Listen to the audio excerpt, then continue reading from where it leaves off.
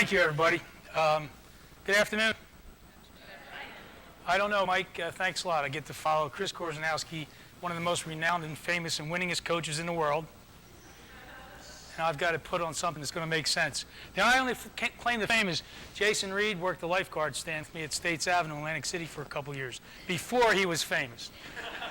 But anyway, we're going to talk about this, the information in this book. Every coach should read this book, Inside Out Coaching, especially if you're a juniors coach or a college coach.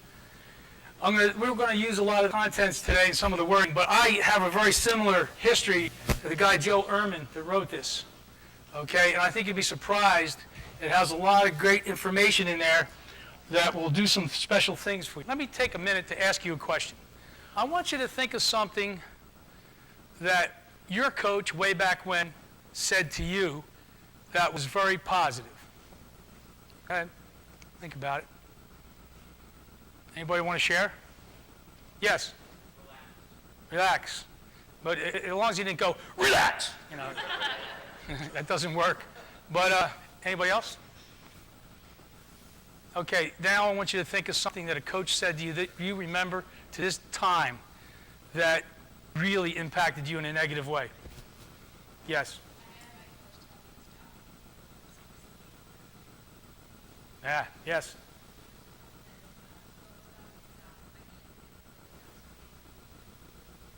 Oh, somebody else. These are good. Somebody else. Nobody else? Yes.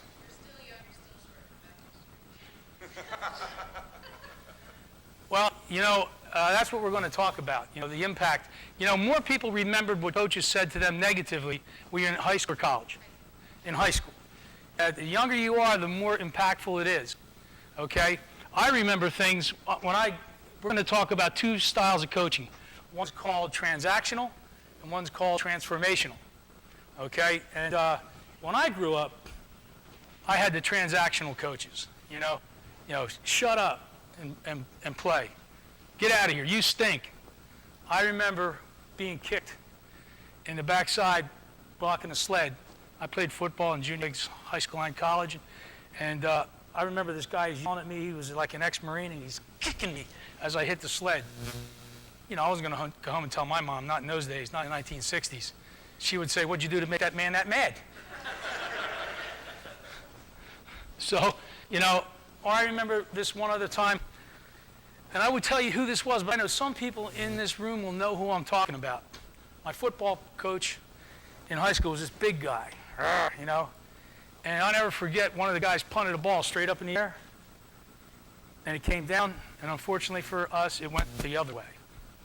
So it's a negative, like, 15-yard punt. I knew when we went in the locker room at halftime that it was going to be a bad idea if I were to sit near this guy. Because what happened was the coach came over, and he grabbed his face mask, and there's like a brick wall behind us, and he's not going to hurt the guy doing this, but he goes, "I can piss further than you can punt." Now, that's 45 years ago at least, and I remember that. I remember the things that coaches said to me negatively. One of the most important things to know is that what we coaches tell athletes, junior athletes especially, and college athletes, the way we talk to them can form the way that they grow up. There's those two coaching styles. Transformational is the one we want to go to. Okay, we're going to talk about both of them. In the transformational side, you rebuild esteem. Aristotle, one of the first coaches, said that excellence, the pursuit of excellence, that demands that we develop athletes intellectually, morally, and physically. And that sounds like a lot of high stuff, but in reality, these kids don't know where they're going. They need us to give them something to hang their hats on. We have to teach them contemplation. Even in college, though. The other day I said to the women on my team, now these guys are all going to go in the military. I said to them, I want you to think about what we do at rowing practice and rowing races, how that's going to impact you in your career. What's it going to do for you? I want you to actually take the time you walk from the boathouse back to the dorm, and I want you to think about what that is.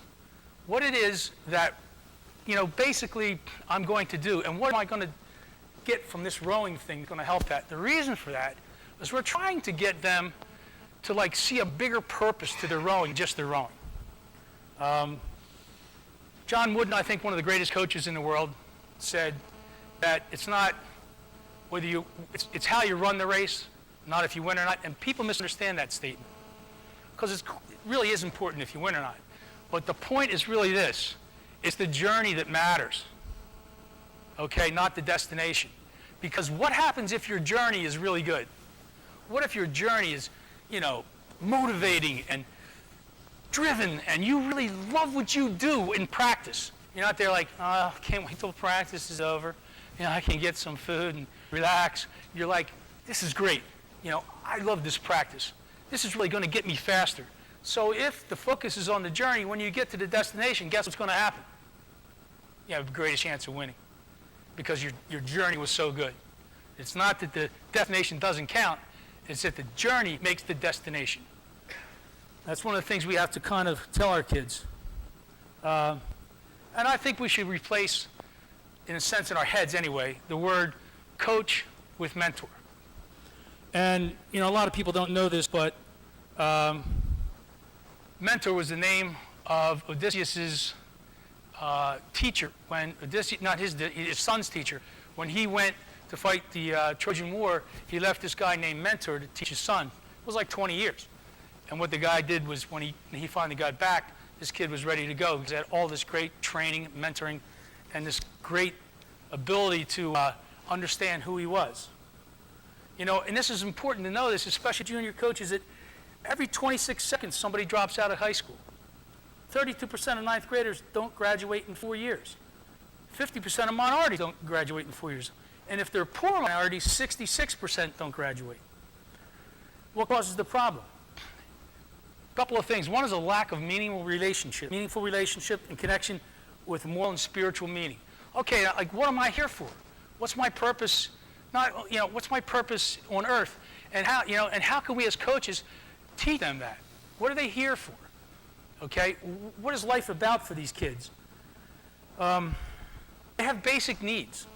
Basic needs of young people is they need something to believe in, and someone to believe in, and someone to believe in them, to validate and affirm their value and potential, because they don't know it. We might look at him and say, this kid's smart, this kid's good, he's got a good athlete, fine, he doesn't need anything. I guarantee he's got doubts in the back of his mind that can be either thrown away by coaches or can be picked up and made into something different. They need a belief system. They need to be able to believe in something. They need a place to belong, a community, to build firm boundaries with expectations that provide structure and safeguards. They look really strong and they're pretty independent. They got their cell phones and the older ones have cars, but they're still very vulnerable. They need to belong to a team, not a gang. And they'll find something to belong to. If the family unit is strong, that's good too. But you know how teenagers are. They're going to get away from that. They're going to want to belong to something that's different than family. When I think Will Rogers said something like, he's paraphrasing, I couldn't believe how stupid my father was when I was 13, and I couldn't believe how smart he got by the time I was 18. It's the way it is when we're kids. I was that way. I'm sure you were that way. They need a teacher. They need a coach. They need a mentor. They need somebody that they feel makes them feel good. And I can tell you, even at, like I said before, at college level, we had a young lady this morning. We had a pretty hard workout. We broke into teams. We had, heats and reps and semifinals and finals in these groups on the erg. And we had 3 of them. They were all like high, medium, and low altitude, especially low pulling on the erg. And I saw this one girl. I never saw her. She's not even great now, but she came nowhere close to ever thinking she could make a boat. And she was looking at the erg scores of the other women over here. And she was pulling an erg score better than she ever did in her whole life. And I thought, here's a chance for me to maybe, because she's a sophomore, and for a year and a half she hasn't done anything. And she's a big girl with experience. So afterwards, her team won, because it was the conglomeration of all 3 people. And so I said to her, you know what? I'll tell you what, if you're willing to work like that, if you're willing to do something where you let us coach you, and you're willing to push yourself at that level, I said, you could become a varsity athlete. of some meaning. All she did was break down and cry. And it wasn't sadness she was crying about. I believe deep inside she had doubts and fears about herself that made her so she couldn't pull the earth. Maybe I just can't do this. I'm not good enough. Coaches can either break young people's psyches or build their souls.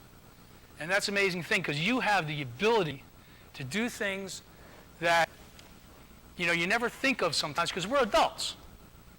But I never forget this kid. We had a reunion 25 years ago, this little college I taught Stockton State College in the 70s.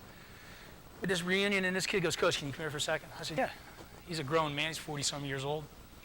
He says, "I want to tell you what you told us back in this 1970s changed my life." I was like, "What did I say?" What I said, I can't remember what I had for dinner last night, And so he goes, "Well, what you said, now I coach football," he says, "and I tell my athletes the same thing that you told us." I thought, oh my God. Wow. Sometimes we don't know the power of our coaching, the power of our mentoring. And so I think it's good for us to kind of go, wow, let me think about what I'm going to do with this kid. Let me think about what I'm going to say to him or her, before I say it. Then we go to the transactional coaches. Okay, there's a list of the types, and I'll go afterwards and explain why the types is important for us to know about ourselves. Dictator, bully coach. Keep athletes and associates, parents away by roaring and screaming and hollering. Tear down the athlete, make them tough. And sometimes tearing down the athlete does make them tough. When I was in high school, I never forgot. It was Monday practice after the game, and the coach says to me, "You really let us down. Let the whole team down in front of everybody." He said, "You let the whole team down. We lost because of you." I never forgot. I went back home. I pulled my bed out. I sunk down between my bed and cried. And here I am telling you. Never forgot it.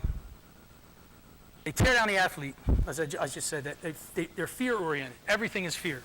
And if you're afraid to make a mistake, you're never going to play with reckless abandon. You're never going to go for it in a boat race. You're going to say, how am I looking here? Is my technique okay? Just go for it. Bobby Knight's one of those coaches. And what's amazing is how long they kept him on. You know why? Because he won. That meant money. That meant, people coming to the games. That meant championships. But at what cost? At what cost to his athletes? Some of them loved him. But at what cost to his athletes? When you act like that, guess what? Your players start to act like that. Players begin to perform the way the coaches do. And then I have a question for you. I hear this all the time. Sports build character. Does sports build character? No. Coaches build character. Coaches build character because I know so many situations or places where I've seen coaches cheat, tell them win at all costs, do anything they can to win, and how do the athletes become? Just like him. Is that building character? And they're in a sport. Sports build character if they do the right things if coaches do the right things for the athletes. There's the narcissist coach. He's the guy that gloats. It's me. I'm good. The athletes, they don't count.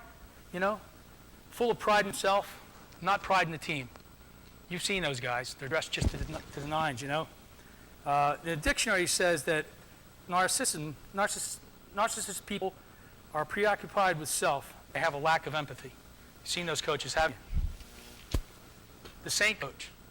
I think that'd be a good one, huh? Concerned with being liked by players. Solves problems for them. Doesn't have rules. Is really not, oh, he's in trouble, let me get him out of trouble. Doesn't let kids learn for themselves. And then there's the misfit coach.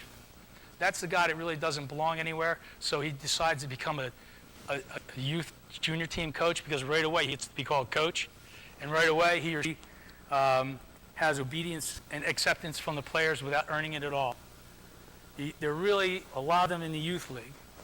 And here's what we have to be careful about. I told you how I started out, but guess what? How I started out as a coach. Transactional coach. Get in the boat. Shut up.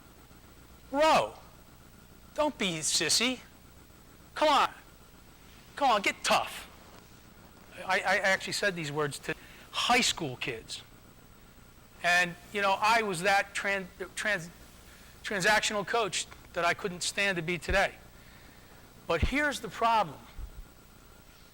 We all have all of these people in us, not all of them, but some of them in us. We have the transformational coach. And years ago when I learned about this, I changed the way I was. I was more like he was, but he points out something very important, Joe does, is that the right trigger can take us right back to being transactional. You know, like a couple years ago, I've had some pretty decent teams at Navy, you know, especially in the Division I, but not in the top 10 or 15. And we won a lot of boat races and had a terrible time in 2003. We were awful. We didn't lose a race. So we go up in Boston and race BU and George Washington, and it's a shortened race because of the wind. It was 1,400 meters, and we lost 20-some seconds. I was humiliated, and I don't like to be humiliated.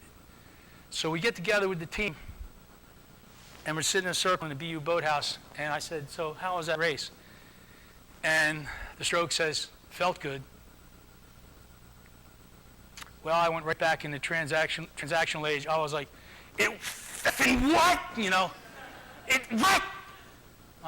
That's one of the few bursts of sheer anger I had when I was coaching at the Naval Academy. I had someone I coached the men, not too many with the women. But see, the problem is, if we have something, if we were coached a certain way, if we're not careful, we'll start going back, not back totally, but we can reach back to that coaching.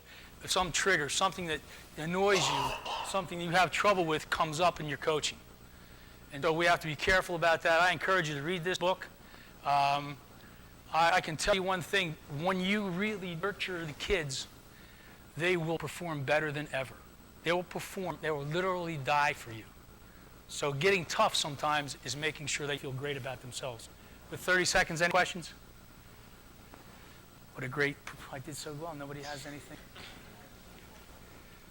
Okay? Yes? So how would you recover from, like, you know, you're trying to be a transformational coach and suddenly something triggered you and you're screaming at your high school kids? How do you get back to being transformational? You talk to them and go, you know what? I'm sorry I lost my temper. You know, I don't like being that way, but I did. I'm responsible for it. And so hopefully we can move on. Just move on. Because that's going to happen, yes.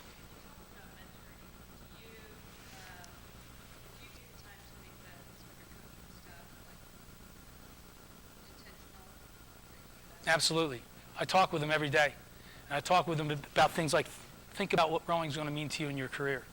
And we also have individual meetings every year where they come in the office and we go over their personal goals for rowing, their personal goals for, you know, school, and their personal goals, you know, outside that. And it works well because they understand we care about them. And if those athletes know you care about them, and they need rules. They have rules, they have boundaries, and they have consequences, and they got to know they're responsible for following it. If they don't, there's a consequence. It's not, you know, we're not going to hold hands and sing memories. We've got rules, okay? I don't know, I'm over time. Oh, not over time. Wow. Yes, anybody? Yes. Well, it was in the days I first ran into this information. And so I was talking to them about them thinking of themselves as good people, and talk to them about being people of value and worth, and also then having that go into the rowing. You know, if you're a person of, you know, honor is being honest, integrity is making what you said happen. If you have you're a person of integrity, you say you're coming to practice, you're here. You say you're going to work hard, you do. And that was in the ballpark of what we talked about. Thanks. Is it okay?